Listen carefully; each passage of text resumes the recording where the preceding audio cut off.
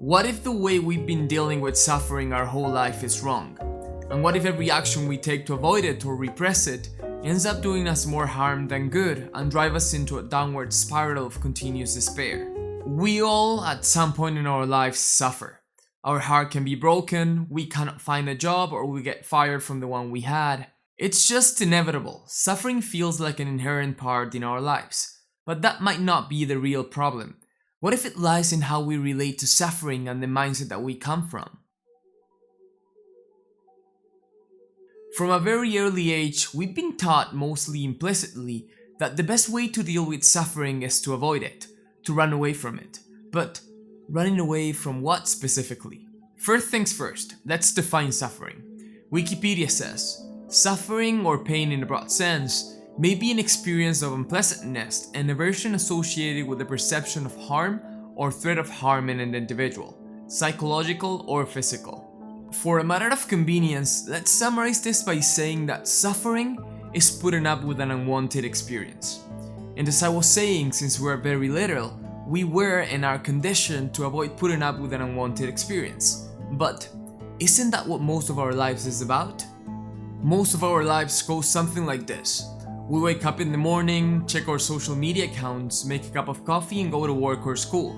In the afternoon, we might do something fun or relaxing like meeting up with our significant other, play some sport or learn to play some instruments. On some special night, some of us perhaps turn on the TV, check Netflix and find a cool nature documentary.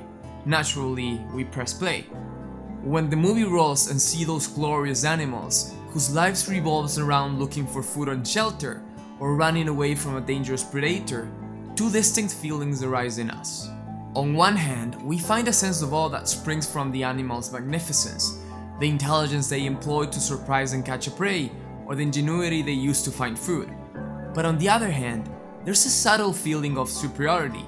Although we are animals too, we human beings have outgrown that basic phase in evolution, and our lives acquire a different meaning since we're not just running around in the jungle or the forest looking to survive one more day.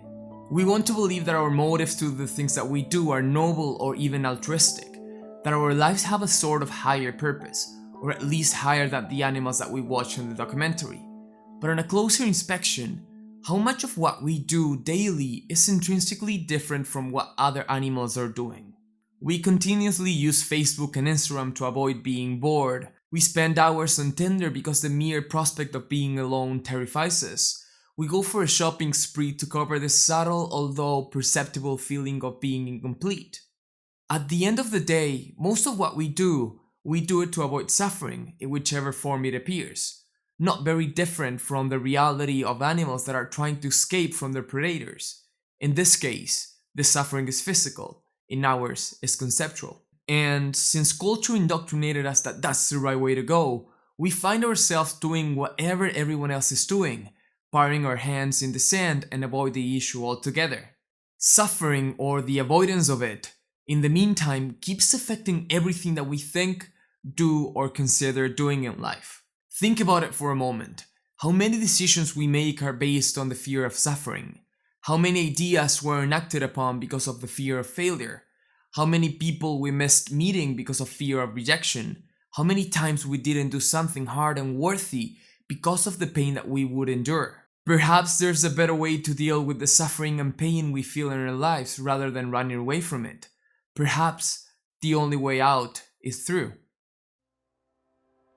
Consider for a moment what would happen if we shift our relationship to pain and suffering completely over its head. Instead of constantly avoiding it, we embrace it. Instead of running away from it, we run towards it. Instead of wanting an unpleasant experience to go away, we enjoy it. And I'm not suggesting a kind of masochistic pleasure, but a more inclusive way to approach and hold suffering.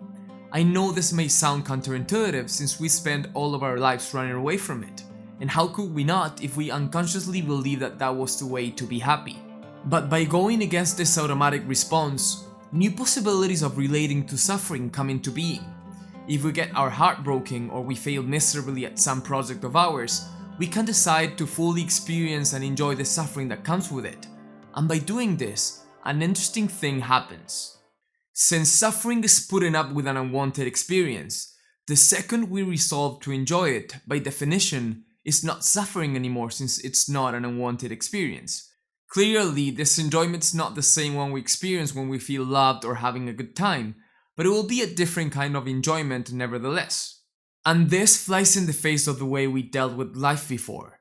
Our decisions, big or small, will not be based that much on trying to avoid pain and will be approached with a new and clearer perspective. In our lives will not just be about running away from it. Suffering will lose the grip it has on us. Moreover, painful experiences will stop being that painful since we're not fighting with ourselves anymore and adding the layers and layers of psychological suffering that we most often add.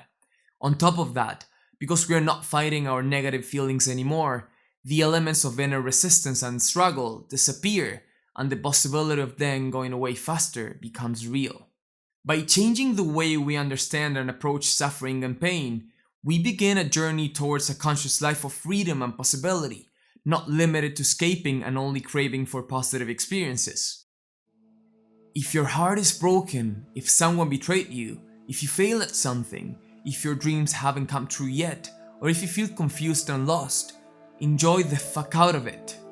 In this way, life, day by day and little by little, becomes something to be enjoyed as a whole with its ups and downs, without leaving anything left to savor. Before I leave, I want to read you an excerpt from the Indian mystic Osho. It says, "Life has to be lived in all its dimensions. Only then life is rich. It contains both. It brings great pain and it also brings great pleasure. Both are two sides of the same coin. If you exclude one, you have to exclude the other. This has been one of the most fundamental misunderstandings down the ages, that you can get rid of pain and save pleasure. So, enjoy all of it. Go on enriching your life. Can you see any beauty in sadness? Meditate over it. Next time when you're sad, don't fight with it. Accept it. Welcome it. Let it be a welcome guest. And you will be surprised. Sadness has a few beauties that happiness can never have." This is it, guys. Thank you very much for watching. Before leaving, I want to give credit to Peter Ralston and his take on suffering. It inspired me to do this video, so I definitely recommend reading his books. Feel free to share this video with a friend, and if it was useful to you in your life, you are welcome to subscribe. We also have an Instagram page, which is @InnerEyes1, and then we have a newsletter that you can subscribe in innereyes.com. Thank you very much and see you next week.